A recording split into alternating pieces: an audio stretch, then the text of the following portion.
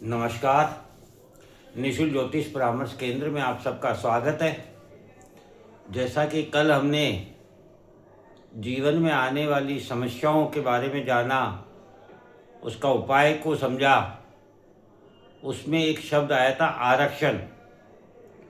आज इस आरक्षण की पूर्ण परिभाषा को समझने का प्रयत्न करते हैं।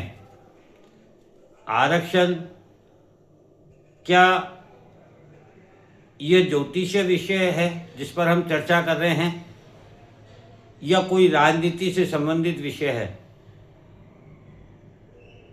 चूँकि हमारा ये चैनल ज्योतिष का है, तो निश्चित रूप से जिस विषय पर हम चर्चा कर रहे हैं आरक्षण, यह एक ज्योतिषीय विषय है और उसी के अनुरूप हम इसे समझने का प्रयत्न करेंगे। जैसा कि आज हम आरक्षण जाति धर्म के आधार पर मांग रहे हैं, फिर वह चाहे पढ़ाई में हो, नौकरी में हो, पदोन्नति में हो, राजनीति में हो, सभी जगह आरक्षण मांग रहे हैं। यहाँ हमें सोचने समझने की ज़रूरत है कि हमारा जन्म जिस परिवार में हुआ है, उस परिवार को किसी न किसी कला से प्रभु ने जरूर नवाजा है। हर परिवार में अपनी एक योग्यता है। हर व्यक्ति में अपने जन्म के साथ जो ऊर्जा प्राप्त होती है, उसकी अपने यहाँ एक महत्व है। इससे स्पष्ट है कि उस कला के क्षेत्र में ही हमें पूर्व जन्म से ही श्रेष्ठ अनुभव प्राप्त है, और ईश्वर चाहता है कि हम जो कला जन्म के साथ लेकर पैदा हुए हैं, उसी में अपना श्रेष्ठतम देकर ईश्वर को संतुष्ट करने का प्रयत्न करें, तो ईश्वर हमें उसी कला के द्वारा वो सब दे देगा जिसकी हमें आवश्यकता है। आप स्वयं को ईश्वर मानकर भी इसकी सत्यता को जान सकते हैं। आत्मा ही परमात्मा का अंश है, अर्थात हम भी परमात्मा के ही अंश हैं। यदि हम स्वयं को परमात्मा मान लें, ईश्वर मान लें, तो हम अपने जीवन में जैसे इच्छाएं रखते हैं, उम्मीदें रखते हैं, ऐसे ईश्वर हमसे उम्मीदें रखता है। आप स्वयं अपनी कार चलाने के लिए यदि ड्राइवर रखते हो, तो उसकी ड्राइविंग की योग्यता क्या है? ड्राइविंग लाइसेंस तो वो देखते हो।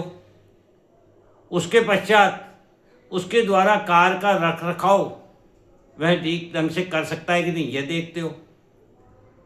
जब उसको कार चलानी भी आती है, उसके पास लाइसेंस भी है, वह कार का रखरखाव भी करता है, तो फिर आप उसका व्यवहार देखते हो कि उसका व्यवहार कैसा है। और जब ये तीनों चीज़ देख लेते हो, तो उसके बाद आप उसका अपने काम के प्रति और आपके प्रति उसकी जो वफादारी है, ईमानदारी है, आप उसको देखते हो। ये चारों गुण जब किसी व्यक्ति में आपको प्राप्त होते हैं, तो आप उसे उस कार से संबंधित संपूर्ण अधिकार प्रदान कर देते हो, निश्चिंत हो जाते हो, क्योंकि आप जानते हो अब यह व्यक्ति संभाल सकता है। तथा उस व्यक्ति की जो भी आवश्यकताएं हैं, उसे आप पूर्ण भी करते हो। फिर वह चाहे तनख्वाह बढ़ाने की बात करे, छुट्टी पर जाने की बात करे, एडवांस मांगने की बात करे, कोई सुविधा आपसे प्राप्त करने की बात करे, और समय समय पर आप पदोन्नति भी देते हो, उस व्यक्ति को बोनस भी देते हो, उस व्यक्ति का सम्मान भी करते हो। तो क्या ये जो सब कुछ आप उसके लिए कर रहे हो, या उस व्यक्ति के लिए कर रहे हो, या उसकी कला के लिए उसको कर रहे हो? निश्चित रूप से उसके पास जो कला है उसके लिए कर रहे हो, उस व्यक्ति के लिए नहीं कर रहे हो। क्योंकि आप उसके कार्य, जिम्मेदारी, व्यवहार, वफादारी से प्रसन्न हो, तो आप उसे छोड़ना नहीं चाहते हो, इसलिए उसकी हर बात को मानने को तैयार हो। यही ईश्वर हमारे साथ करते हैं। जब ईश्वर हमारे कार्य, हमारी जिम्मेदारी, वफादारी और हमारे व्यवहार से प्रसन्न होते हैं, तो ईश्वर भी हमारी सभी आवश्यकताओं की पूर्ति करते हैं। फिर वह चाहे धन हो, पैसा हो, साधन हो, सुविधा हो, भोग हो, विलासिता हो, सम्मान हो, हमें जीवन में पदोन्नति भी देते हैं, बोनस भी देते हैं, तथा हमारे कार्य के द्वारा हमें सम्मान भी प्राप्त होता है। तो यहाँ जो हमें सम्मान प्राप्त होता है, वह हमें नहीं प्राप्त होता है, वह हमारे कार्य के अनुभव को, उस कला को प्राप्त होता है जो हम करते हैं। आज शिक्षा का स्तर इतना गिर गया है कि वह हमारे जीवन में एक कागज का टुकड़ा बनकर रह गया है। शिक्षा के द्वारा हमें ना तो संस्कार प्राप्त हो रहे हैं और ना ही ज्ञान प्राप्त हो रहा है। हमारे जीवन में वृद्धि, पहचान, आय, इनकम, सम्मान सभी कुछ कला से ही प्राप्त हो रहा है। फिर वह चाहे डॉक्टर हो, इंजीनियर हो, वकील हो, चार्टेड अकाउंटेंट हो, कलाकार हो, संगीतकार हो, गीतकार हो, खिलाड़ी हो, ड्राइवर हो, ज्योतिष हो, व्यापार हो, ये सभी कला का स्वरूप है, ना कि शिक्षा का। शिक्षा कला ज्ञान से प्राप्त होती है, जो मानव में चेतन एवं अवचेतन अवस्था में भी विद्यमान रहती है, जिसे याद रखने की जरूरत नहीं रहती है। और शिक्षा से हमें संस्कार प्राप्त होते हैं, जो हमारे व्यक्तित्व एवं समाज का निर्माण करते हैं। शिक्षा और ज्ञान में यही अंतर है। शिक्षा हमें याद नहीं रहती है, ना चेतन अवस्था में और ना ही अवचेतन अवस्था में, जबकि ज्ञान हमें चेतन और अवचेतन दोनों अवस्थाओं में हमारे अंदर निहित होता है। इसलिए शिक्षा हमें संस्कार देती है। जिसके पास कला है वही जीवन में सफल है। शिक्षा, नौकरी, पदोन्नति में आरक्षण हमें असफल बना रहा है। व्यक्ति स्वयं की कला का प्रदर्शन नहीं कर पाता है, गुलाम बनकर रह जाता है। वह अपने समय का, अपनी योग्यता का, अपनी ऊर्जा का सदुपयोग नहीं कर पाता है। आलसी हो जाता है, आलस्य ग्रहण हो जाता है, जिम्मेदारियों लेने से घबराता है और सोचता है अपने टाइम पे आना और टाइम पे जाना, अपनी तनख्वाह पक्की है। वह किसी भी प्रकार के रिस्क नहीं लेना चाहता है। यह उस व्यक्ति के व्यक्तित्व में कमजोरी प्रदान करता है। तो ये समझ में आया, ये विषय ज्योतिष का है। इसको और अच्छे तरीके से समझते हैं कि ये ज्योतिष से संबंधित आरक्षण का विषय है या नहीं। जी हाँ, आरक्षण का विषय ज्योतिष से संबंधित है, क्योंकि ज्योतिष ऊर्जा पर आधारित है और ऊर्जा का कई प्रकार है। ऊर्जा का जो प्रकार है वह जन्म के साथ हमें प्राप्त होता है।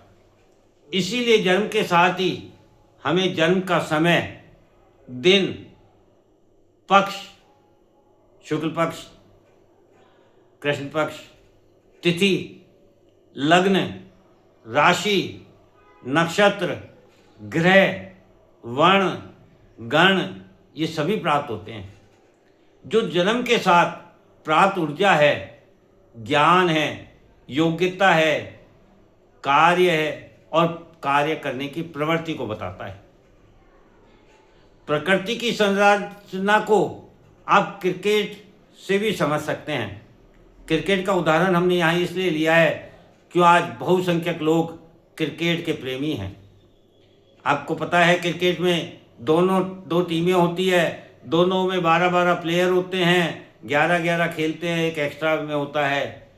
दो एम्पायर भी होते हैं, कमेंट्री करता होता है, दर्शक होते हैं, आयोजक होते हैं, व्यवस्थापक होते हैं और सभी अपने अपने क्षेत्र में एक्सपर्ट होते हैं। क्या बॉलर बैटिंग करने में उतना माहिर है या बैट्समैन क्या बॉलिंग करने में उतना माहिर है, या फील्डर जो फील्डिंग कर रहा है क्या वह किसी और क्षेत्र में माहिर है? फील्डिंग में भी अलग अलग कॉर्नर्स होते हैं। कमेंट्री करता कमेंट्री कर सकता है, एम्पायर नहीं बन सकता, एम्पायर कमेंट्री नहीं कर सकता, दर्शक व्यवस्था नहीं बैठा सकते, व्यवस्थापक दर्शक नहीं बन के बैठ सकता, आयोजक अपने तरीके से कार्य करता है, बल्लेबाज, गेंदबाज, फील्डर, एक्स्ट्रा खिलाड़ी, एम्पायर, कमेंट्री करने वाला, आयोजक, व्यवस्थापक, दर्शक, इनमें से कोई भी एक दूसरे का कार्य नहीं कर सकते हैं, तो फिर हम अपने जीवन में जो हम जन्म से ऊर्जा लेकर आए हैं उसके विपरीत कोई कार्य क्यों करना चाहते हैं? सभी नौकरी की लाइन में क्यों खड़ा होना चाहते हैं? क्यों आरक्षण की डिमांड करते हैं? क्यों अपनी ऊर्जा का दुरुपयोग कर रहे हैं? क्यों अपने समय का दुरुपयोग कर रहे हैं?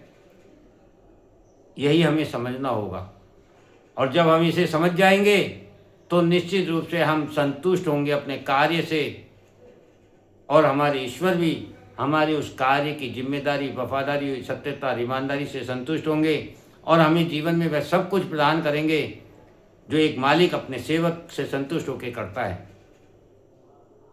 इस प्रकार से यह विषय ज्योतिषीय है, ना कि राजनीतिक।